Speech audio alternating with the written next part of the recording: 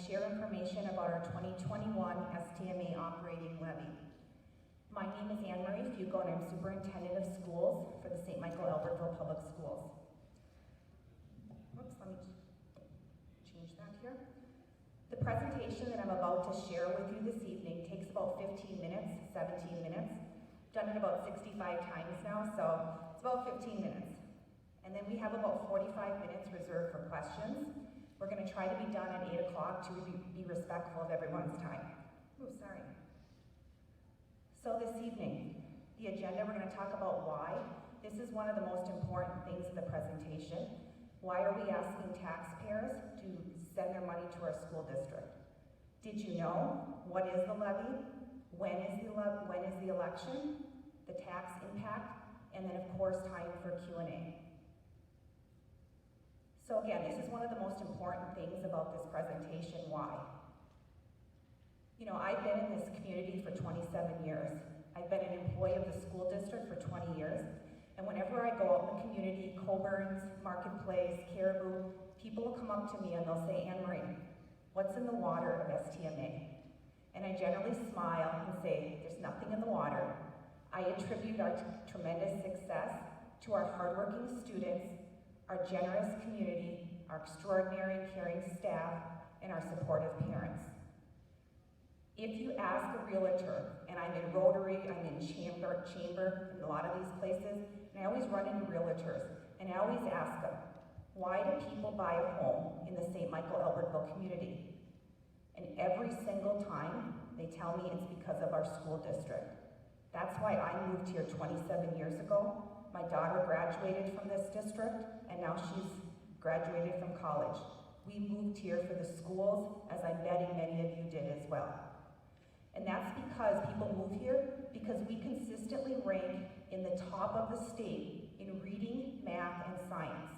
In fact, we rank in the top 3.2% on state standardized assessments, and not just the state. When you look at our national scores, our ACT, our SAT, our kids are at the top in the nation on those standardized tests. And it's not just academics. Our kids consistently rank in the top in arts, academics, and athletics. Just about every school board meeting, we have kids there being recognized, not just for being in the Lake Conference, which I think is one of the hardest in the state, but at a regional level, at a state level, and at a national level. We have top rankings in academics, arts, activities, and athletics. And for that reason, that's why people move here, and we're the pride and center of the community and offer a solid return on investment. So why now? Why are we asking taxpayers for money now? If everything is so well and we have top rankings, why would we ask taxpayers for a large amount of money? If you've been in the district, you know that in per pupil ranking for state funding, and we get most of our money from the state, we are near the bottom. If you stack the school districts up, there's about 330. We're almost dead last. So if that hasn't changed, because that's been like that for a long time, and that is despite us constantly advocating at the Capitol. I see some of you in the audience that have been at the Capitol with me, or for other reasons, advocating for our kids and better funding for our kids. That has been like that for years. So what's changed? This second bullet point. Enrollment drives the funding formula. Let me say that again. Enrollment drives the funding formula. As you know, we were just coming out of a pandemic. We're still in the pandemic. Last year, there was a significant decrease in student enrollment. That did not keep me up at night. We lost 324 students last year due to the pandemic for homeschooling, private schools, online schools, things like that. But it didn't keep me up at night because I knew those kids would come back to our district, and most of them are back. What keeps me up at night, repeatedly, is this demographic study. We had a demographic study done in the summer of 2020, and when our demographers met with us and gave us the findings, I was alarmed. I was very concerned, and I still am. Our demographers interviewed the City of St. Michael, the City of Albertville, the City of Otsego, and school officials. And they came back to us and told us that through 2026, our district is only growing 0.2% to 1%. Enrollment drives the funding formula. In past years, this first bullet point about being dead last that we've been for years, sometimes we move up to 327, sometimes 325. We were okay in those years because we were growing. We were growing, and that enrollment drives the funding formula. We love our students, but every student that walks through our door brings in state revenue, and that's what kept us going. Now that our growth is stabilizing, as our demographer said, that very much concerns us. And you might be thinking, because I drive around Albertville and St. Michael with my husband at night, and we're looking, and it seems like there's houses popping up all over the place. And you might be thinking, well, how could that be? What we think is happening, and our school board meets with the two cities, the City of Albertville and the City of St. Michael, on a regular basis. We just met on August 30th for joint governance meetings. And we think what's happening is that empty nesters like me, my daughter and many of you in the audience, I know that your kids are gone as well. Our kids aren't filling those classroom seats anymore. And the people that are moving into these new homes, there's not enough to fill the seats to make up for empty nesters like me. Our demographers, when I first came into this job in 2016, one of the first things I did in July was have a demography study done. And what they told us 5 years later in 2021, that was only off about 8 kids. 8 kids. So when it came time to do this new study, I recommended to the board that we hire the same demographers. So when they say we're going to grow by 0.2% to 1% through 2026, I sit up and take notice. At the same time, our auditors, we're required per state statute to have an audit done, an independent audit annually. So if you want to come, I believe the meeting is December 7th, it's the first meeting in December. You can come and listen to our auditors give the findings of our audit. For the last 2 Decembers, these are pre-pandemic, they told us that our in-district enrollment is declining. Last year it was 0.2%. So these two separate groups are telling us the same thing. That really concerns us. The pandemic created significant and unforeseen expenses. These expenses include PPE, cleaning supplies, unemployment costs, student devices, hotspots, substitute staff, and more. COVID-19 also created unexpected disruptions to our school revenue. We had lots and lots of temporary pauses to our revenue, such as facility rentals, community education class rentals, food service, gate receipts, and more. In total, with the revenue loss and the extra expenses due to the pandemic, we lost $7 million. $7 million. And you might be thinking, well, didn't you get some of those federal COVID dollars? Yes, we did. We got about $2.7 million in COVID dollars, and those were spent. And on top of that, we spent out of our general fund $7 million. And if you care to look at the COVID funds, go on our district website under the FAQ. Remember how I said we were the almost dead last in per pupil state funding? The federal government, we were about 324, 325 out of 330 school districts in the state in federal funding as well.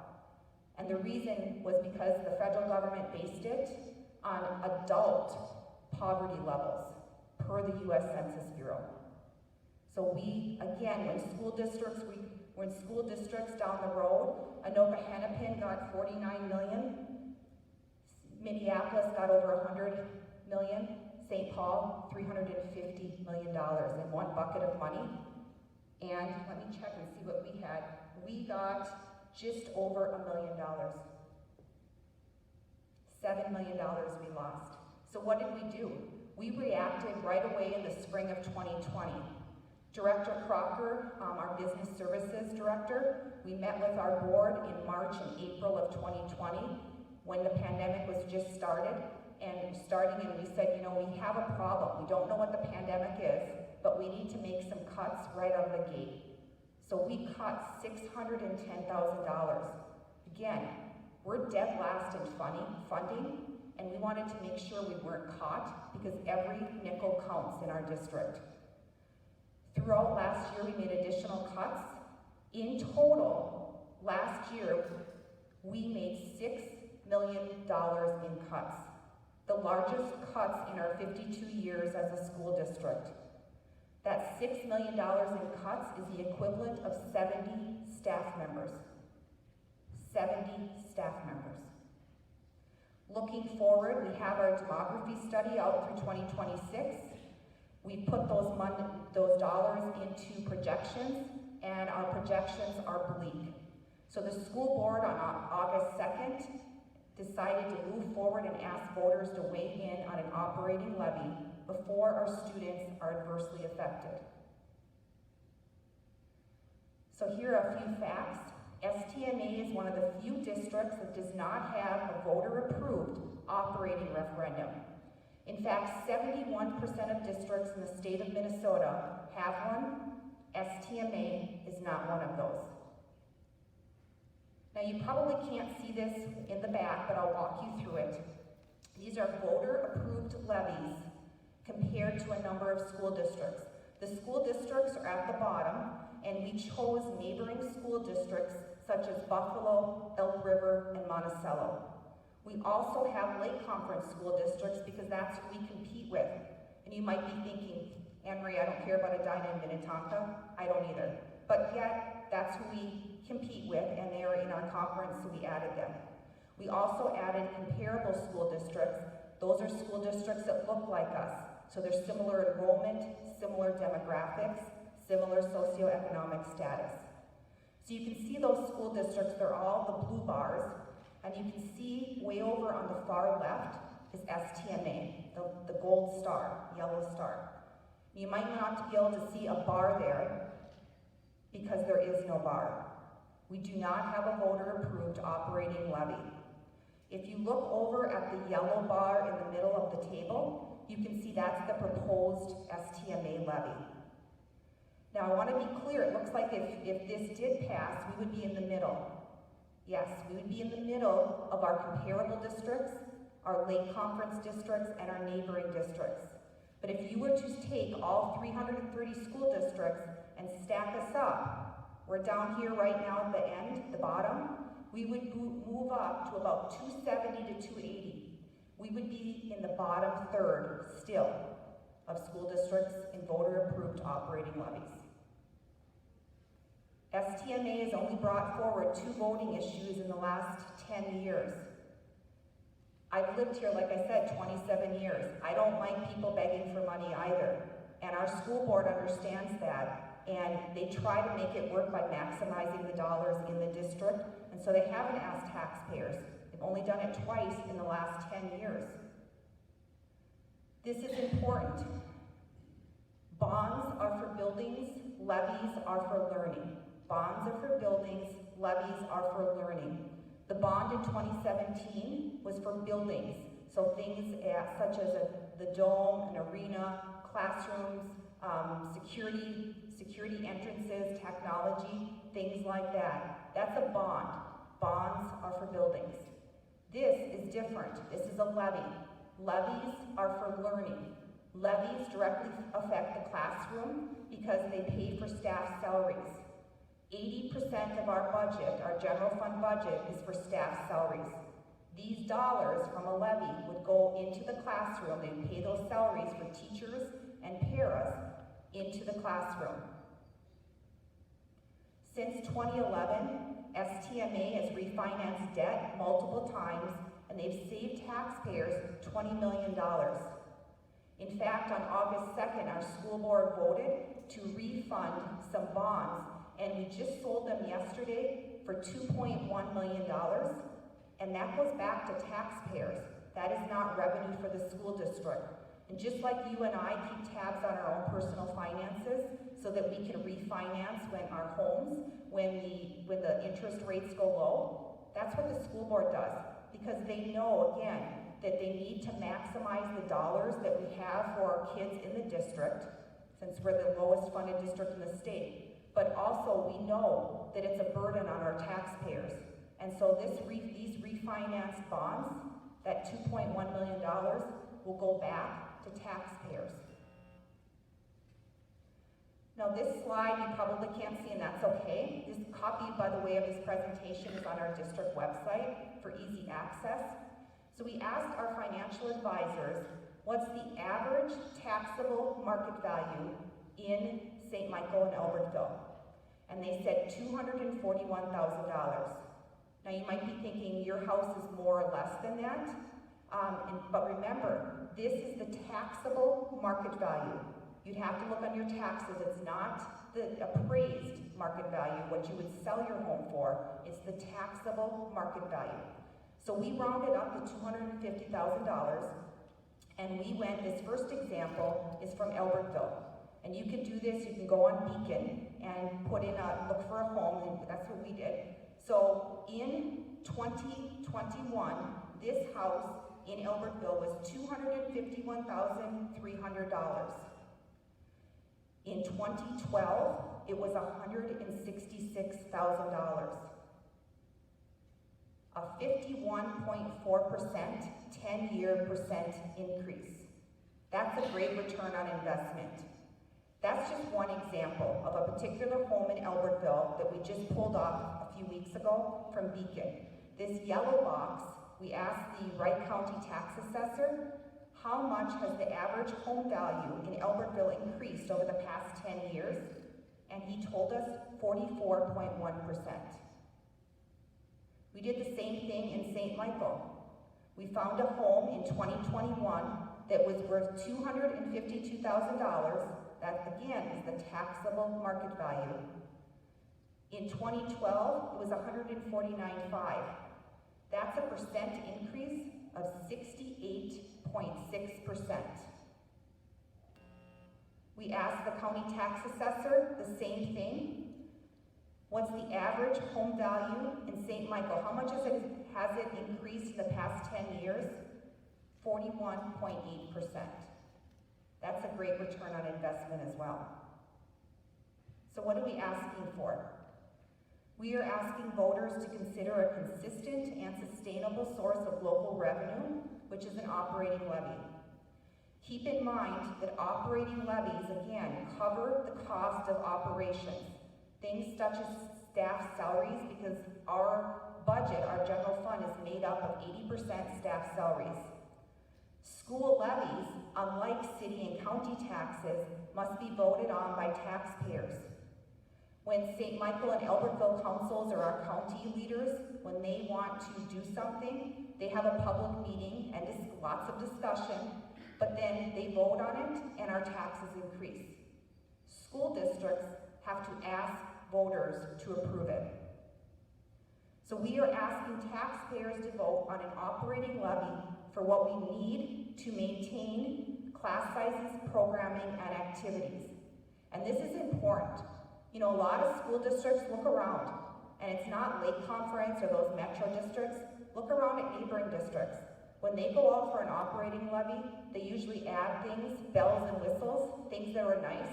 And our steering team looked at those because we have a lot of wants. We looked at things like a one-to-one technology device that a lot of districts have. We looked at a gifted program that some of our neighboring districts have. We looked at a world language program. We looked at a lot of bells and whistles, but in the end, we didn't add any of those because we know that taxpayers already have a high tax burden, and so this is for the essentials.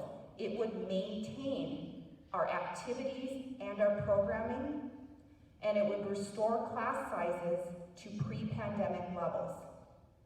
We are very confident with looking at our financials and our demographic study that we would not need to go back to voters for the next 10 years absent some sort of catastrophic event.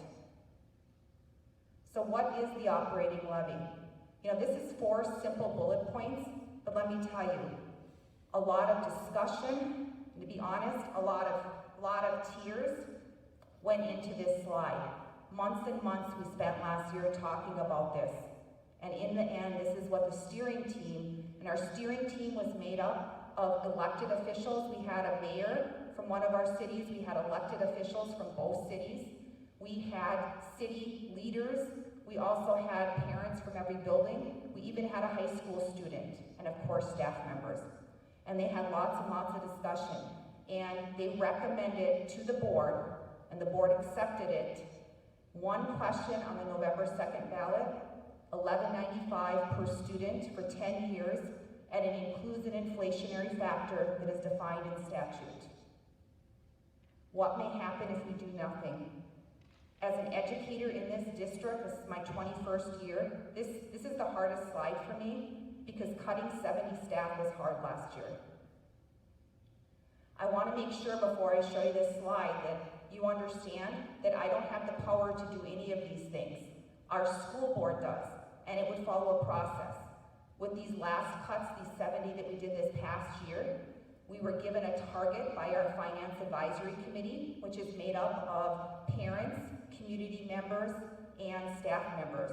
They gave us a target, we showed it to the admin team, we went back and forth, and then our school board ultimately told us what number we had to work with to trim and cut staff.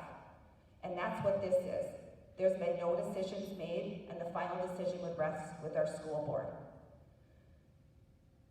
I have to tell you, when I go through this slide, we cut so much last year, and our budget is already very, very lean, being the least funded school district in the state, that these are going to be the recommendations that we will make to the school board, but again, they have the final decision. So we would have to cut 60 to 70 additional staff to the ones we cut last year, which would of course increase class sizes. And if you don't have kids in the district, let me just tell you where we're at with class sizes after cutting 70 staff last year. We're at 27 in some of our kindergarten classes. I was kindergarten principal for 9 years, and we had about 17, 18, 19. We got up to 20. The kindergarten teachers, you could hear them coming down the hall, and they would say, you need to go over there and you need to tell Dr. Bailey that we need another kindergarten teacher. 27. We have 36 in some of our 3rd and 4th grade classes. I was at Big Woods visiting classrooms the other day, and I walked into one. We had 39. 39 in a 4th grade class. We have 43 in some of our secondary classes. If we have to cut class sizes, we'll increase dramatically next year. We would eliminate middle school activities and athletics. Football, basketball, cross-country, track, all of those would go, along with, we have math club, chess club, we have all of those things after school. Those would not be offered. We would also eliminate all lower level high school activities and arts. So that's 9A, 9B, 10B, 10A, all of those things that kids have as opportunities. And notice it also says activities and arts. We've really worked hard not to just be about athletics, and we've added a lot of opportunities for our kids in the last 5 years. One-act play, fall musical, spring musical, debate, speech, Business Professionals of America. Lots and lots of opportunities for kids, and I think that's what contributes to our success. We would eliminate high potential and intervention programming. We start high potential programming in grade 3 and go all the way up through high school. Intervention programming we start in kindergarten to give our kids that extra scoop when they need it. We would increase student fees, expand the walk zone, and then defer maintenance projects and pause staff development for the 3rd year in a row. Voters will decide on November 2nd at Middle School West. There's one polling place from 7 a.m. to 8 p.m. Early voting is happening now in the district office, which is located in the Middle School West building, door A. The tax impact, as I said earlier, our steering team and our school board spent a lot of time discussing this because they're taxpayers. They know the burden that we all feel. Again, we are asking for what we need to maintain activities and programming and restore those class sizes to the pre-pandemic levels. That need is $59 a month on a home with an average home value, taxable home market value of $250,000. If this passes, it's kind of ironic, the state would give us $1 million a year. On the back of the flyer that you picked up when you came in, and if you didn't, there's some in the back, there's a QR code that has a video of this presentation that you can, if there's friends or family members that couldn't get here, it has the same exact information. There's also a link to a video on our district website. There is a tax calculator, because we know not everybody in this room, you might have a home that's higher or less than taxable market value of $250,000. There's a tax calculator on the district website. There's a frequently asked questions on the district website, and of course that video. I think this is number 65, 66, something like that, but we had 3 public meetings in addition to those. And of course, you can always email me, and I'll be happy to answer your questions. We do have a Levy email as well.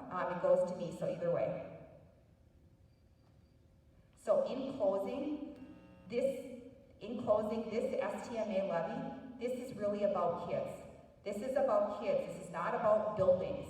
You know, you might be upset that we're the least funded school district in the state. You might be mad at legislators. You might be mad at our governor about the pandemic. You might be mad about politics.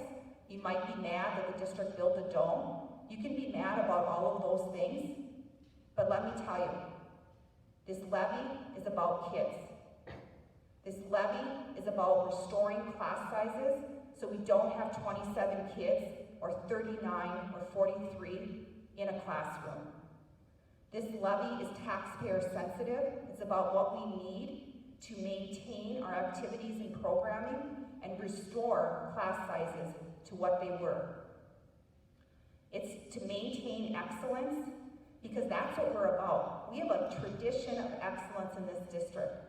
That's why I'm betting most of you chose this district, because of the excellence. That's why I did. I chose it because of its reputation. Because our kids matter. Academics matter, arts matter, activities matter, and athletics matter. All of those are the ingredients that contribute to our tremendous success that I started this evening off talking about. You know, irregardless of funding, if this passes, if it doesn't pass, you have my word. We have an extraordinary staff of about 850 employees. They're going to continue to work their tails off for our kids, for your kids, to maintain that excellence. We're committed to that strong tradition of excellence. We're committed to being a great overall return on investment for our taxpayers. And we're going to continue to be one of the best school districts in the state of Minnesota. So at this time, as I said, it was a little bit longer, we have about a half an hour for questions. And so I will answer questions, and then